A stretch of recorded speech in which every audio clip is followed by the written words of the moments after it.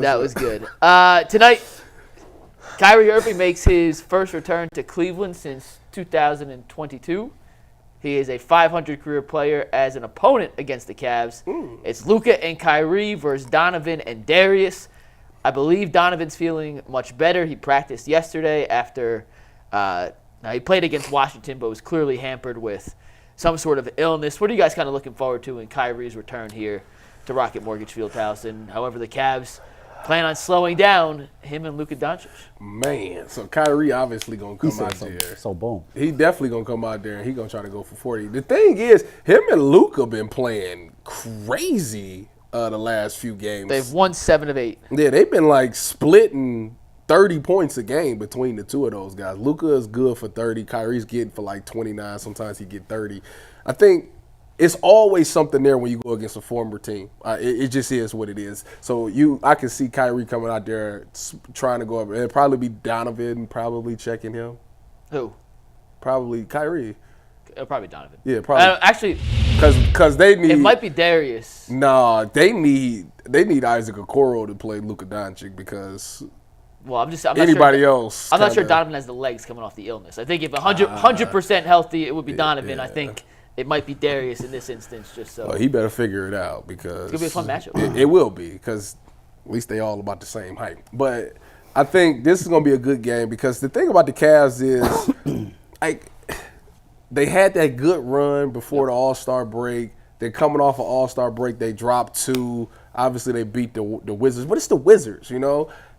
You want to see how they do against these teams that's the better teams. And the Mavs in the West is a really good, solid team. You know, Luka's some people argue that could be the face of the NBA after LeBron retires, even though we know it's Giannis, but we're not going to go there.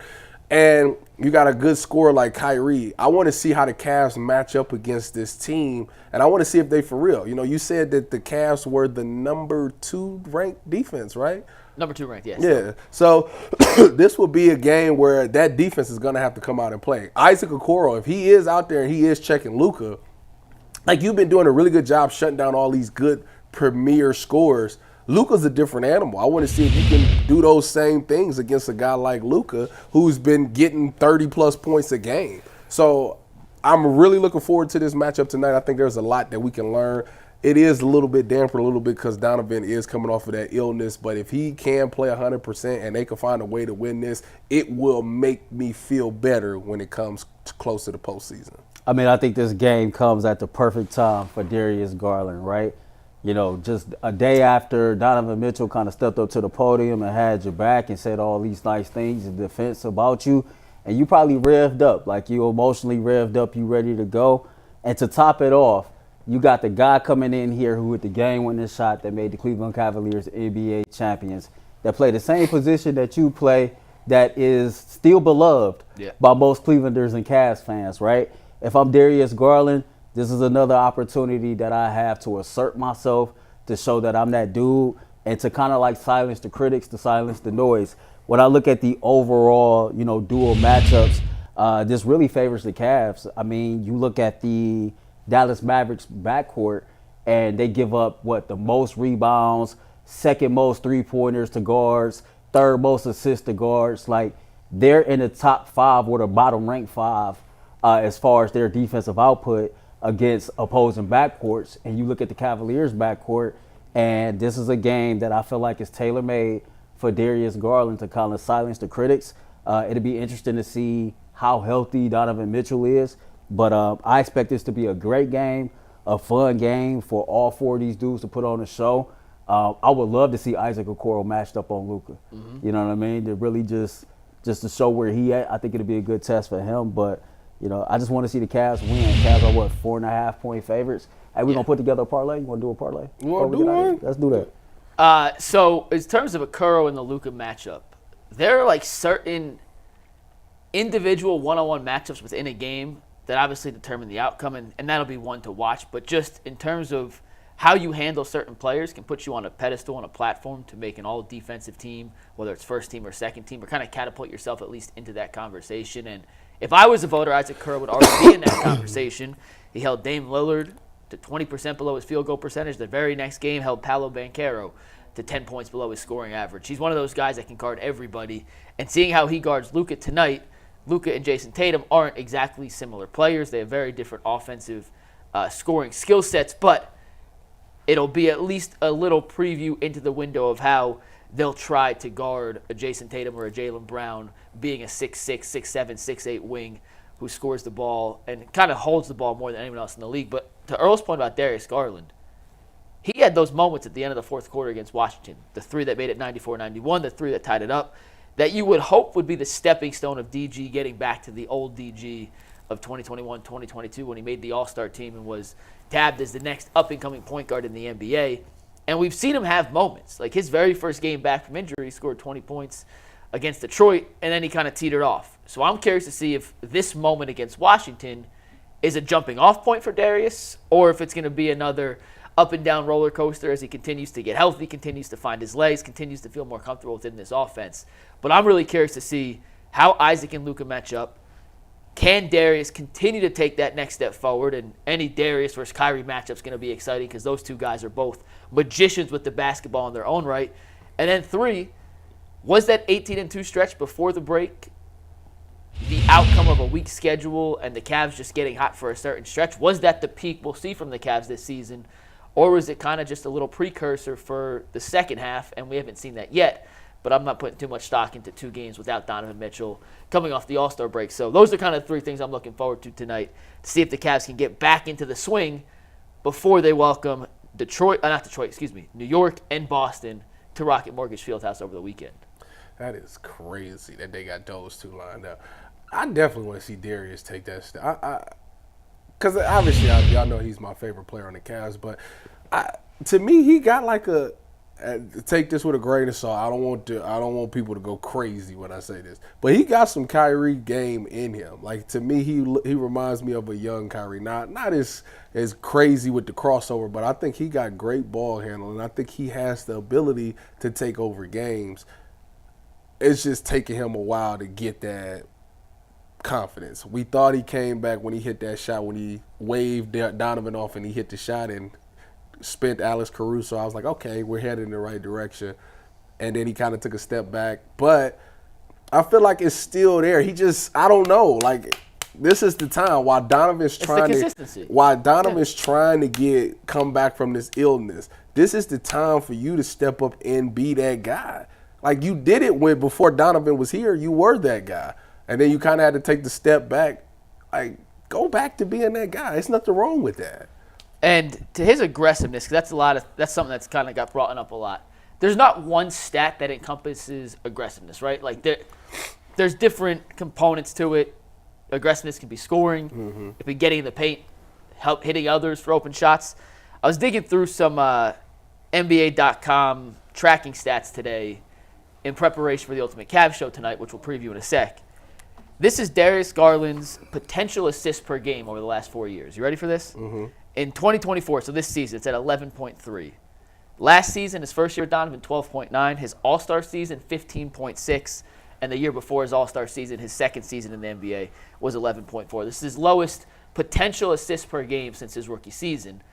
And with the amount of shooters they have on this team, you would think that number would be up. Coming off pick and rolls, drive, get a defender to help, kick to the corner. Yeah. Sam Merrill shooting. That's not assists made. That's potential assists. So passes that lead to shots.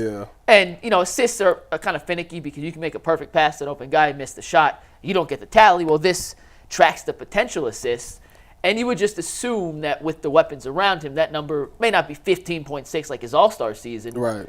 But at least in the 13 range where he was last year in his first season with Donovan, with Lamar Stevens and Jetty Osman and Danny Green in the corner, not Max Drew, Sam Merrill, and George Niang. So that's the aggressiveness I kind of want to see Darius get back. It's not even the points. It's the creating opportunities for yourself and others. You said he where right now? 11.3, which is the lowest. That's crazy. The lowest since his rookie season. Is it? I'm trying to figure out why that could be. I mean, he's been slow getting back. He's found his playmaking ability is still there because he's still getting assists every game.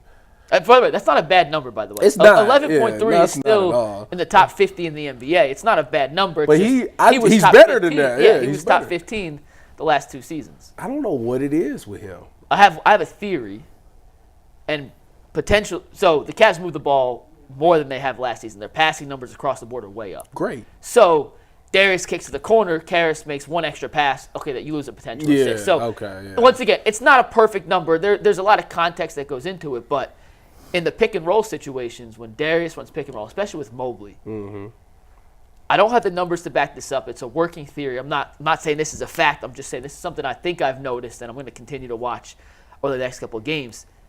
He almost always takes 2 dribbles, kicks it to the post, or kicks it to the roller, not to the post. Okay. And it's almost not even in a bad way because Mobley's been efficient with it, but it's just kind of become predictable. And against Washington, at least, you saw them send that backside help, and then Mobley was kicking out. So, like, just another reason that number could be down. Yeah. But they making the extra pass. Yeah, I just want to see Darius kind of be the engine, be the catalyst. And I know it's hard to do when you have Donovan and they play off each other. He got no choice. But when Donovan's not on the court, there's no excuse. Yeah. And that's what I want to see. When those minutes get staggered, like, Darius, go back to being that catalyst, that engine of this offense. If Darius is checking Kyrie tonight, he has to be, because Kyrie gonna go for his head. So he gotta be able to have some pushback. Like, you gonna get a bucket on me? All right, let me show you what I can do. Like, that's. I just want to. It could be a I just want to see. battle. That's what I'm saying. Yeah. Like, them two got the same type of skill set where they can get the same type of things done. I would love to see Darius go at Kyrie Irving and be like, listen, I don't care who you is. Like, I'll back down from no one. If you do that, hey, man, we got a chance against the Knicks in the playoffs. Earl, you've been cooking something up in the lab the last few minutes. Yeah, man. So this is what we got here. We're going to put this parlay in. I got an 8-leg parlay. I got a 12-leg Now, parlay. the last time I said I was putting in the Cavs parlay and I put it out there to the public, it actually hit. Yeah. So listen up. Here's the 8-leg parlay. And I got the 30% profit boost on this, right? Darius Garland, 15 points. Feel good. I got Donovan Mitchell, 25 plus. Hope he's healthy. I like that, though. I got Luka at 30 plus points. He's averaging 34 this season. I got him for 30. I got Evan Mobley over 8.5 rebounds. Like that. I got Donovan Mitchell at 3 threes made. I take Donovan Mitchell at 3 threes made every single game. I got Max Strus at 2 threes made. I got Jared Allen to score 10 points, and I got Kyrie at 20 points. With the profit boost, it takes the odds to plus 2,440. And by the way, it's the Cavs now -5. At the time we made that graphic, it was 4.5 point favorite. So I got a 13-leg parlay.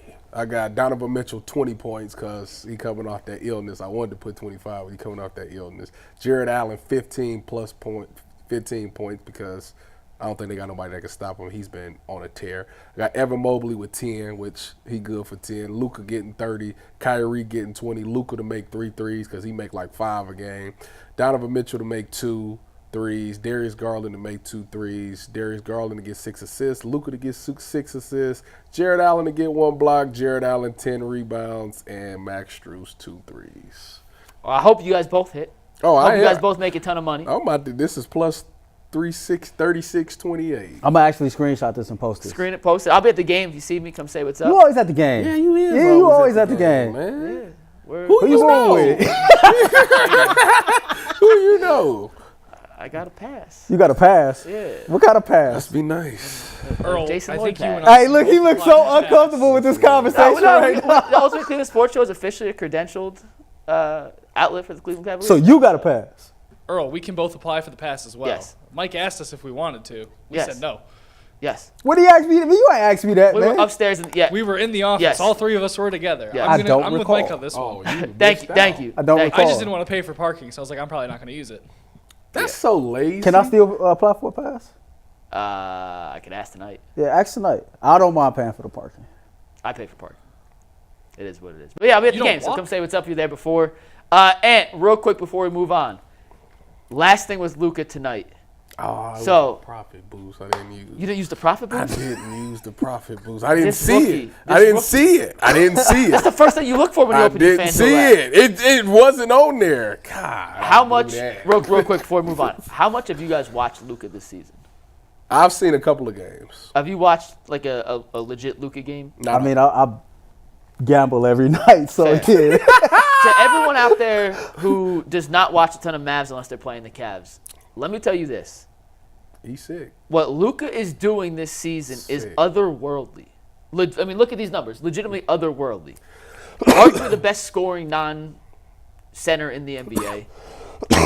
Arguably the best passer. Now his usage rate is through the roof. His usage rate is, they run an entire offense through them. The Cavs actually have been very good defensively against offenses that are that heliocentric, that have one guy who creates everything. The Cavs helping rotations have been really good against that kind of offense. So I'm not actually terrified of him going off in historic fashion tonight.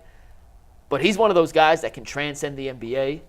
And when you watch him play, he does things on a nightly basis that it's hard to believe. And Donovan Mitchell does some of the same things, like some of the passes they make.